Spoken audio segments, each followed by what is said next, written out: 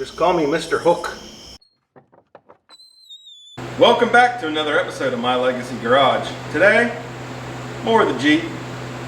As you can see, I've been working on it. I didn't figure y'all would want to watch the whole thing, but I figure I'll bring you in and show you what we're up against here, and we'll go from there. This time around, it's going to get some color on it. Stick around. Many of you out there know Stuff with Cletus, his YouTube channel, and he's part of the community, not competition mantra, and he sent me something. He asked that I open it on camera, so that's what we're going to do. I hope I can't cut it.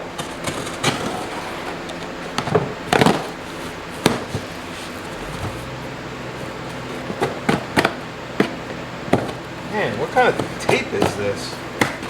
Maybe I need a new razor blade. What do we have here? A Dodge Caravan, 84 through 95.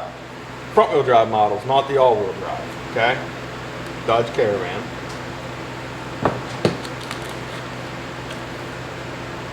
Ford Escort, and Mercury Tracer, 91 through 96, all models. Tell you what, back in the day, these cars were everywhere. I'm pretty sure they've all been run over by monster trucks now, though.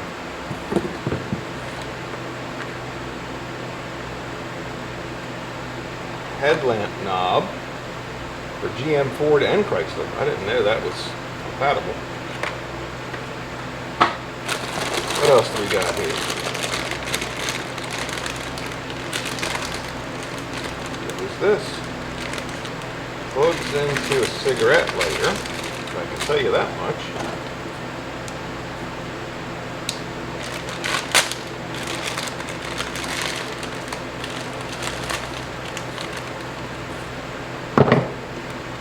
Oh, it's lights. Oh, interior fancy disco lights with an on-off switch. That's pretty snazzy. What are those going to go in? Ooh. Maybe the project that's hiding behind you. Those might be cool in there. What else do we got here?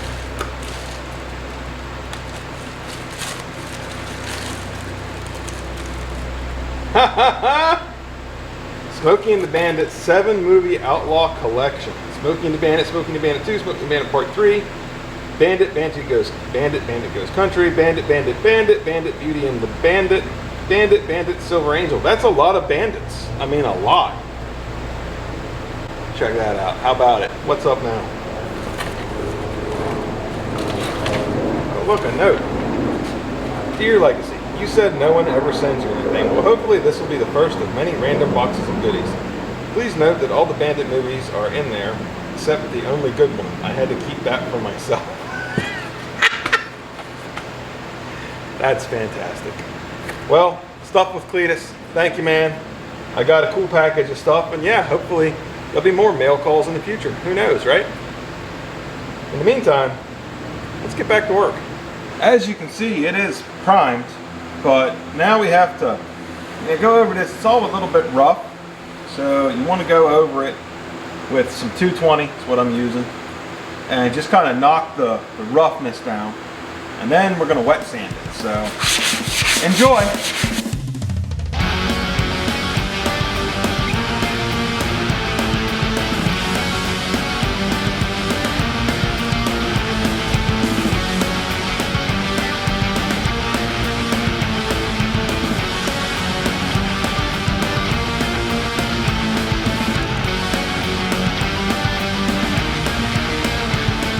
Now that the misery of the dusty sanding is over, we can wet sand it.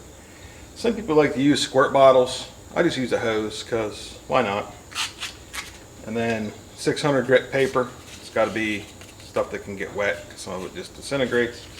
And we're going to go ahead and go over the whole thing.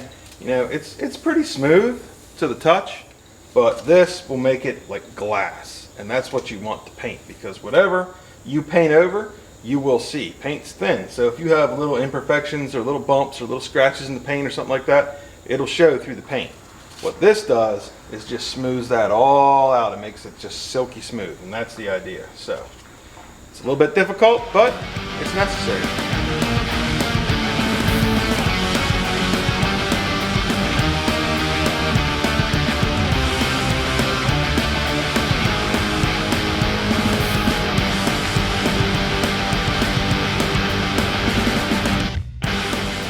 As positive as I am that y'all are really upset you didn't get to watch hours upon hours of sanding, I didn't feel like dragging the camera around with me, so it's done. I know, shame on me. But now we gotta let everything dry, and then it's time for some color. And there's a few more steps, gotta wipe it off, check all the tape, all that stuff, but it's boring stuff. Next time you guys see it, we're gonna be painting. Welcome back. It's several days later. As you can see, it's been sanded, wet sanded, and I've gone over it with wax and grease remover. It's ready to paint. I didn't think y'all really want to watch the boring, wipe the whole thing down, so we skipped over that. Now we got to spray it, so let's dig in and you can watch this thing change colors. We're going to use a acrylic urethane paint, and that is a 4 to 2 to 1.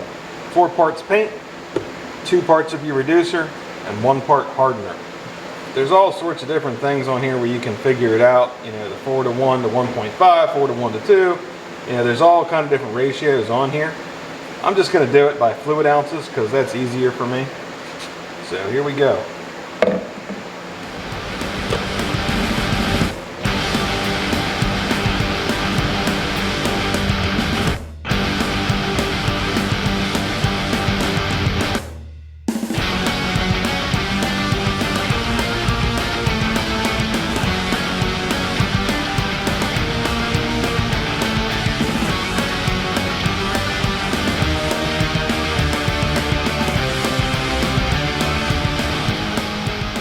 It's been a few days since I painted the Jeep, like a couple weeks. I've been busy. I haven't had time to really work on it. I did get it all unmasked, and it looks pretty good, if I say so myself. There's a lot of little details need to be touched up. Like around the door handles, there was a little bit of bleed through paint on the edges that I'm going to have to touch up with a little brush. So I'll show you how I do that. I think right now I'm going to work on getting the interior put together in it. The outside bolt-on stuff is, that's still got to happen too, but I'm feeling the interior. I'm excited about it. I got some really cool seat covers for it, and so that's what I want to work on. So that's what we're going to do. We're going to put the passenger side in here first. It comes with this heat shielding stuff that you kind of stick to the back of it, and it has these little pre-marked indentations where it goes. And I know it's a little bit cheesy, but it seems to work. We're going to try it out.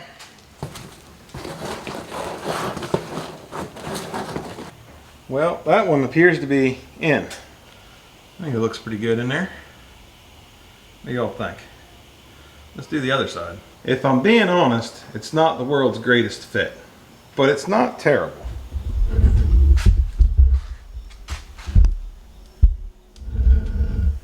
It's not perfect, but it's pretty good. It fits, tight in all the right places. It's not a bunch of play in it. A little right here, but that is what it is. It's pretty easy to install. You fit it and then you kind of roll it up, and there's Velcro on the back of it, and you glue a piece of Velcro to the floor underneath that, and then you stick it fast. Easy peasy. We're kind of a little bit stuck at the moment. I think I did get some door clips, so we might be able to put that back together. And I also have all the hardware to put on the hood. New latches and new windshield bumper stops and all that stuff up here. I suppose we can tackle that real quick too. We have some pieces for the front here. Bumper stops, the center handle. I can put the windshield sprayers back in. And then this will kind of be back together. Maybe I could even find the windshield wipers and put them back on. It would make it look more complete. Well, hot dog, don't that look better?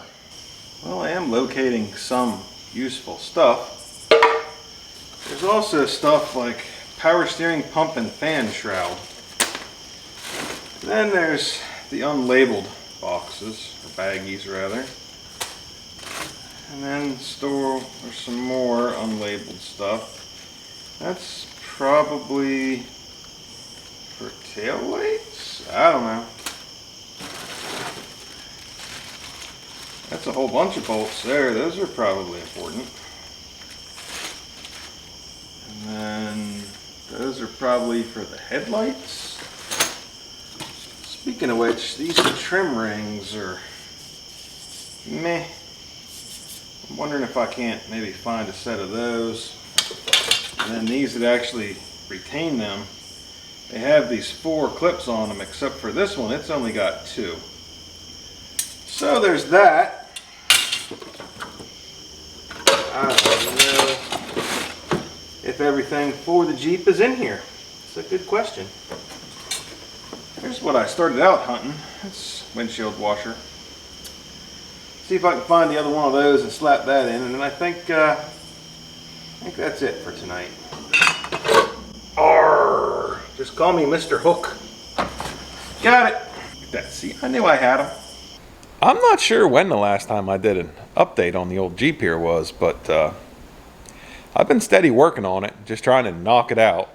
And I don't want to end up with a super long video, so let's walk around and give you a little update of where we're at, and then I'm just going to get right back to it again. It's starting to kind of look like a vehicle again. The front is basically together. The bumper is not bolted on yet, and I'll have to do the wiring for the lights in it still, but that's just a matter of throwing a couple bolts in it and that'll be done. This fender flare I haven't put on at all yet. This one is on and done. I think it looks pretty good. I got stainless hardware for it. Got the gas door and cap put back in it. We've got the tail lights and the license plate bracket back on.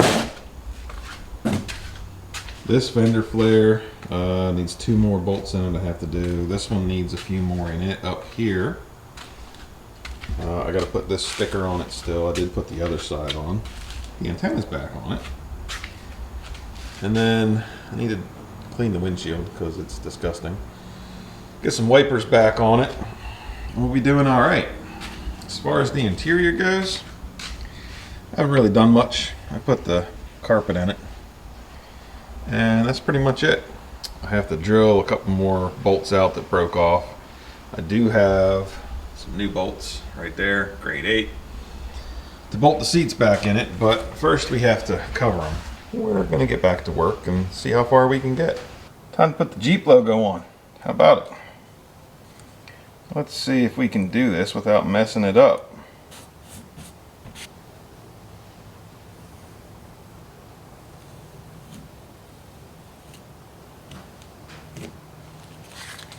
There you are. How about that? This thing hasn't run in a while. I think it would be a good idea to see if it still runs or if we've got issues. So I think what I'm going to do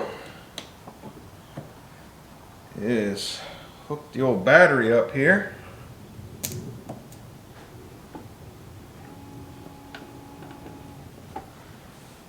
See what it does. Say a little prayer. Not in gear. Clutch in.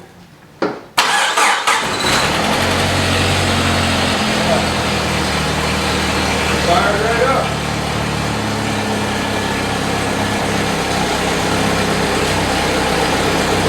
Let's do a light check. It would appear we've got 2 lights out, that side marker light and that headlight. So grab those out of the parts Jeep in the back. That'll be good as new. Otherwise,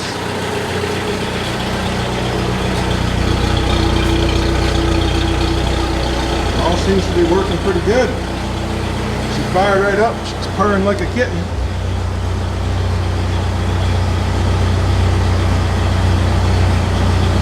Oh, it only has 120,000 on it. I thought it had more than that. Oh well.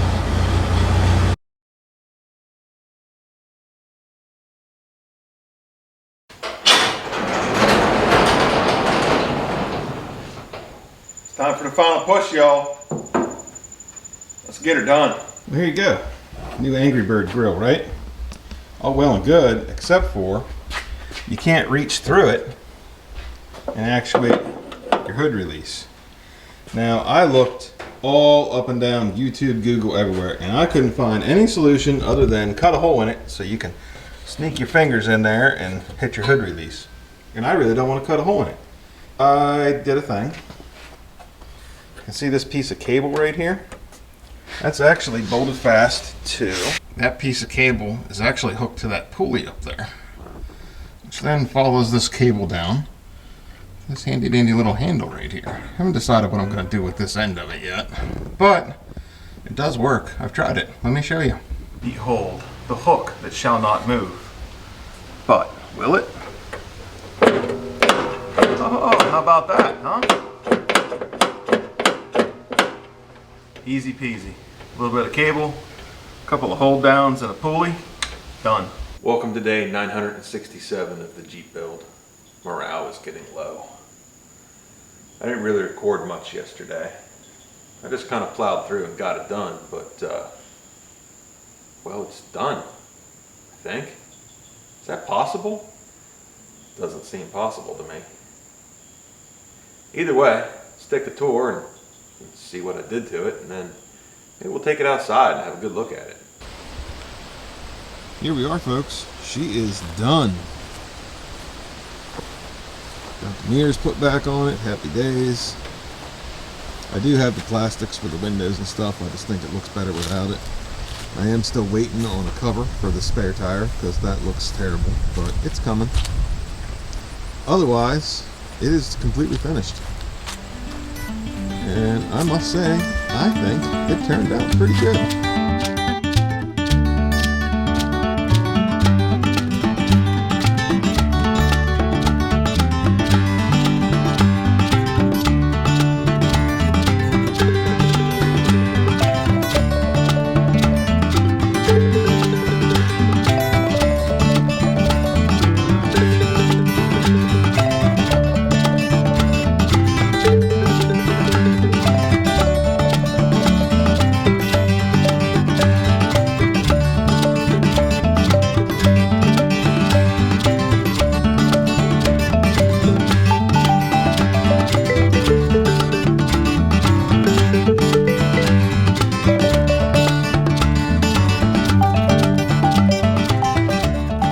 So what'd y'all think of this project?